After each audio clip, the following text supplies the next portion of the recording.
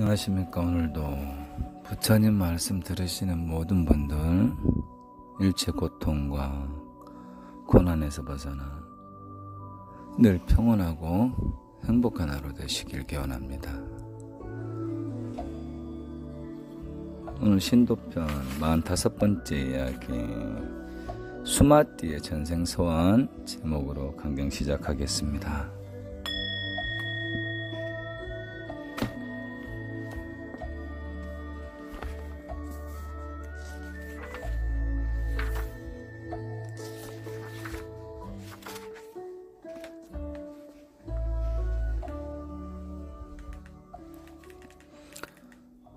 부처님께서 사와띠 기원정서에 면몰되셨습니다.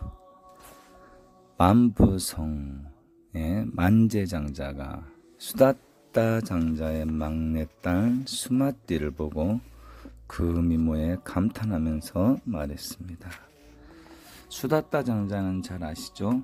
제따선언의 기증자, 기수급 고도건 장자의 그 급고도건을 말하는 겁니다. 이 수다따 장자의 막내딸 수마띠를 보고 그 미모에 감탄하면서 말했다. 저 딸아이가 누구입니까? 저 애는 내 딸입니다. 아직 결혼하지 않은 아들이 있는데 며느리로 주시겠소? 그 원사는 마땅치 않을 것 같습니다. 아니, 무엇이 마땅치 못하다는 거요? 문벌이요? 재산이요?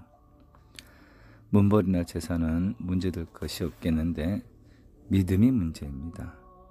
나는 부처님을 섬기고 있는데 당신은 니칸다 나타푸타를 섬기고 있지 않소. 육사외도 중 한 명이죠. 니칸다 나타푸타라고. 나와 며느리가 믿음이 달라도 상관하지 않을 것이니 염려하지 마시오. 그러면 제가 먼저 부처님께 여쭤보고 결정하겠소. 부처님께서 좋다고 하시면 허락하겠으니 조금만 기다리시오. 수다따 장자는 부처님께 그와 같은 사정을 말씀드리니 부처님께서 말씀하셨다. 장자여, 딸아이가 그 집으로 시집가면 그곳에서 많은 사람들을 제도할 수 있을 것이오. 수다따 장자는 부처님의 말씀을 듣고 딸을 만제장자의 며느리로 시집 보내게 됩니다. 그러나 만보성 사람들에게는 타지에서 여자를 데려올 경우에는 6,000명의 니칸다들에게 공양을 내야만 한다는 규칙이 있었습니다. 만제장자는 그 규칙에 따라 6,000여 명의 니칸다를 초청하고 며느리를 그들에게 인사시키려고 했으나 수마띠는 완강하게 거절하고 나서죠. 그 까닭은 니칸다들이 반나체로 몸을 드러내고 있다는 것이죠. 그래서 이 수마띠는 저수행자들은 부끄러움을 모르는 것 같습니다. 온몸을 드러내고 있지 않습니까? 세존께서는 부끄러움을 소중히 여겨야 한다고 하시면서 부끄러움이 없는 사람은 짐승이나 다를 것이 없다고 하셨습니다. 저는 부끄러움을 모르는 분들에게 전할 수 없습니다. 여기서 사마띠가 말하는 것은 어떤 그 외적인 자세의 부끄러움 말하는데, 실제로 부처님께서 유교경에 불유교경에 보면은 불유교경에 부처님의 임종 직전 3개월간의 드라마를 구성해 놓은 거거든요. 불유교경이. 그래서 가장 부처님의 심중 속의 심중 법문이다. 안 그렇겠어요? 우리 사람들도 임종 직전에 가장 큰 경계 오르는데 부처님 말할 나위 없겠죠. 그 불유교경에 수행자들에게 이르는 한 구절 중에 수행자들이 갖춰야 될 갑옷 중에 최고의 갑옷은 부끄러움의 옷을 입는 것이다. 부끄러움의 옷을 입지 않은 수행자들은 나아갈 수가 없다 그랬어요. 그 말은 무슨 말이냐면은 수행자로서 부끄러워할 줄 알아야 된다는 거죠. 공부하는 사람으로서 부끄러워할 줄 아는 그 마음을 놓쳐서는 안 된다는 거죠. 비록 내가 지금은 능히 해내지 못하더라도 반드시 해내겠다. 그리고 조금 그랬을 때 어떤 부족한 부분들을 능히 부끄럽게 여기는 마음을 놓치지 않아야 된다라는 그런 구절이 있습니다. 넘어가서요. 그래, 수마제의 남편 곧 고다다가 말했다. 수마자가 갑자기 어디서 나오죠? 일단 넘어가겠습니다. 당신 어서 와서 우리 스승님께 인사드리시오. 이분들은 내가 하늘처럼 섬기는 분들이요. 그래서 수마띠가 저는 그렇게 할 수 없습니다. 저는 벌거벗은 채로 앉아있는 부끄러워할 줄도 모르는 이들에게는 절을 할 수가 없습니다. 저는 사람인데 어찌 짐승 같은 이들에게 절을 하겠습니까? 그건 좀 화가 나겠죠. 그 무슨 대먹지 못한 소리냐고 말을 삼가하라고. 저분들은 짐승이 아니라 법복을 입은 것이요. 실제로 그 자이나교 수행자들 지금도 나체로 다닙니다. 그분들의 정신세계를 알려면 우리가 그 생활을 해봐야 돼요. 수행자들은, 공부하는 사람들은 그 어떤 경우에도 남을 원망한다거나 비방하는 그런 건 있을 수가 없어요. 그거는 그 순간 벌써 공부하는 사람의 자세가 어긋나는 겁니다. 어떤 경우에는 상대방 입장에서 상대방이 그리할 수밖에 없는 이유를 우리는 그걸 이해하려고 하고 그 측은심을 내야지. 그게 부처님 말씀하신 중도고 자비사상입니다. 그래서 이 자연학교 수행자들이 옷을 벗고 다니는데요. 저는 봤을 때 그분들의 인욕적인 측면, 능히 욕됨을 참고 고통을 참는 그 경지는요. 제가 이번 생에 아마 흉내도 못 낼 정도일 겁니다. 제가 아무리 했어도 이번 생에는 그분들의 인욕과 고행 수행은 제가 감히 흉내도 못 낼 것 같아요. 나중에 자유나교 얘기할 때 제가 자세하게 말씀드릴게요. 전번에도 말씀드린 적이 있는데, 아무튼 수마띠는 그 자유나교의 전신이 니깐다나요? 아마 그렇게 될 겁니다. 그분들이 옷을 벗은 것 자체만 보고 이렇게 조금 폄하심하는 식으로 말하는데, 일단 그것도 중요한 게 아니라서 일단 계속 읽어 넘어가겠습니다. 수마띠는 죽는 한이 있어도 짐승 같은 이들 앞에 전할 수가 없다고 끝내 거절했고, 이 6,000명의 니칸다들도 공양을 마치고 화를 내면서 떠나자 이 만제장자는 며느리를 잘못 들여서 집안을 망치게 되었다고 한탄하게 되죠. 그때 이 만제장자의 존경을 받고 있는 수바다가 와서 고민하고 있는 만제에게 말합니다. 왜 그렇게 고민하고 있어? 이 며느리를 보았는데 가면 망신을 당할 것 같습니다. 스승들 앞에 인사를 시키려고 했더니 통 말을 듣지 않습니다. 아니, 어느 집 네 집 딸인데 그렇습니까? 그랬더니 사실은 사와띠 수아따 장자의 딸입니다. 장자야, 그 며느리가 자살이라도 하지 않고 아직까지 살아있다는 것이 기특하고 다행한 일이요. 당신 며느리가 섬기는 이들은 모두 범행을 닦는 이들이요.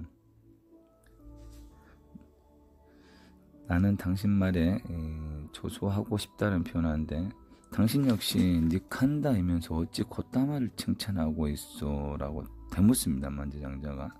내 며느리가 섬기는 곶다마에게 무슨 큰 실력이라도 있단 말이오. 그래서 이 니칸다인 수바다가 부처님에 대해 자세히 말을 해줍니다. 만제장자는 그분을 만나볼 수 있냐고 말하자 그것은 며느리에게 말하라고 합니다. 만제장자는 수바다의 말을 듣고 다시 수마띠에게 말합니다. 이 수바띠라는 수행자, 그래도 이렇게 사고가 열린 수행자죠. 니칸다 쪽의 수행자지만 부처님과 부처님 제자들의 그 정확한 실과 허를 나눌 줄 아는 그런 분이었나 봅니다. 그래 만제장자가 며느리에게 말을 합니다. 얘야, 나도 내가 섬기는 그분을 만나고 싶구나. 그분을 이곳으로 오시게 할 수 있겠느냐? 예, 부처님을 위해 음식을 준비해 주십시오. 그러면 내일 부처님과 비구들이 이곳으로 오실 겁니다. 수마띠는 부처님을 청하라는 시아버지의 말을 듣고 목욕제기하고 누각에 올라가 향을 피우고 부처님이 계신 사화띠를 향해 합장하고 설했다. 세존이시여, 당신은 알지 못하는 것이 없고 살피지 못하는 것이 없는 분이시니 제가 처한 곤란한 처지를 살펴주소서. 그때 부처님이 계시는 사화띠의 기원정사에 향내가 짙게 퍼지는 것을 느낀 아난다가 부처님께 여쭙니다. 세존이시여, 어떤 일로 도량에 향내가 갑자기 퍼지고 있습니까? 아마 이 향기는 나에게 오는 사자이니라. 만부성으로 시집간 수마띠가 나를 청하는 것이니 신통을 갖춘 아란 비구들은 나와 함께 내일 만부성으로 갈 것이라고 전하도록 하라. 거의 뭐 전설의 고향 분위기가 이제 됩니다. 이쯤 되면 여러분들은 이 말을 믿어야 될 것인가 말아야 될 것인가 의문을 갖게 되겠죠. 여러분 경계에 맡기겠습니다. 우보익생만호궁 중생수기 득이익이란 말이 있습니다. 더 이상 말하지 않겠습니다. 다음날 비구들과 부처님께서는 쭌다, 쭌라빤다까, 마모깔라, 마까사빠누르따, 수부띠라울라 등 먼저 만부성으로 보내고 부처님은 오른쪽에 꼰단야와 왼쪽에 사리뿌따, 뒤에는 안난다를 따르게 하고 신통역으로 만부성에 도착했다. 사리뿌따, 마목건념, 마가서, 안난다 많이 들어봤는데 꼰단야에 대해서는 모를 건데요. 나중에 꼰단야를 따로 한번 시간 내서 말씀드리고 싶을 정도로 가장 10대 주자 중 존경받아 마땅한 분 중에 가장 알려지지 않은 분이 꼰단야여서 다음에 한번 꼭 말씀드려야 될 텐데 그래놓고 제가 또 까먹습니다. 그리고 부처님과 비구들이 만부성에 오는 것을 보고 만부성 사람들이 모두 곧다마에게 몰려가고 있다는 것을 알고 니간다들은 도망치듯 만부성을 떠납니다. 또한 만제장자는 부처님의 거룩한 모습을 뵙고 한이심이 나서 부처님께 귀의하게 되죠. 부처님께서 성 안에 많은 사람들을 앞에 두고 자리에 앉으시자 수마띠가 여쭈었다. 일체 모든 것을 꿰뚫어 아시는 세존이시여, 제가 부모님께 누나를 빼앗기는 어려움이 있었어도 삿된 소견을 가진 사람들이 사는 이곳으로 시집오지 않았어야 했는데 과거 생에 어떤 인연을 지었기에 이곳으로 시집오게 되어 세장에 갇히는 쇠꼴이 되었는지 그 까닭을 말씀해 주십시오. 참 당찬 며느리네요, 이 수마띠. 수마띠야, 이제 더 이상 걱정하지 말고 마음의 문을 활짝 열도록 해라. 내가 이곳으로 시집오게 된 것은 과거에 지은 죄업 때문이 아니라 이곳 중생들을 제도하겠다고 서원을 세웠기 때문이니라. 장차 이곳 사람들이 너를 보배처럼 우러러보게 될 것이니라. 그렇네요. 지장보살님의 후신이 업장이 두터워서 지옥으로 가셨겠습니까? 지옥 중생을 다 제도하고서야 내가 성불을 하겠다고 서원을 내셨기 때문에 그런 것 같습니다. 수마띠는 부처님의 말씀을 듣고 크게 기뻐하며 어쩔 줄 몰랐다. 그때 만제장자가 사람들과 함께 부처님께 공양을 준비해 올렸다. 부처님과 비구들이 공양을 들고 나자 법좌가 마련되었고 부처님은 그 자리에서 만제장자를 비롯한 성안의 많은 사람들에게 계론, 시론, 생천론을 설하였다. 그곳에 모인 사람들은 계론, 시론, 생천론, 이것은 이제 말 그대로 계행의 중요성, 그 다음에 그 보시, 배품의 중요성, 그 다음에 하늘과 나의 어떤 숙명통을 말하는 겁니다. 하늘의 우주의 이치와 나의 어떤 그런 연관관계. 부처님은 그곳에 모인 사람들 모두가 부처님의 설법을 듣고 기뻐하자 부처님은 다시 탐욕이 안고 있는 문제를 자세히 말씀하시고 고통에서 벗어나는 길인 사성제를 말씀해 주셨다. 사성제 법문을 들은 사람들 모두가 번뇌에서 벗어나 법을 보는 눈이 청정해지게 되자 사람들이 앞다투어 삼보에 귀의하고 오계를 받았다. 증일 아함경 제22장이 있고요. 수타품에 그 다음에 또 뭐 급고독 장자녀 득도 인연경이란 제목이 어떤 경전에도 나와 있고요. 뭐 수마 제녀경이란 제목에도 나와 있고요. 그렇습니다. 오늘은 이제 부처님 제세 당시 있었던 실제 이제 실화를 들어선 이제 이야기를 하나 한 건데요. 일체 정확한 신념을 갖고 생활하는 어떤 그런 자세에 대해서 제가 봤을 때는 이제 수마띠가 공부가 좀 되었더라면 늑간다들에게 그냥 옷을 안 입었다는 이유만으로 이렇게 무시하진 않았을 것 같아요. 이건 제 개인 생각입니다. 예. 저는 개인적으로 자연화교 수행자들 상당히 존경하는 편입니다. 예. 이 세계에 진정한 수행자가 있다면 저는 제가 불제자인데도 불구하고 사실은 자연화교 수행자들을 저는 가장 최고의 수행자다라고 저는 개인적으로 생각할 정도입니다. 예.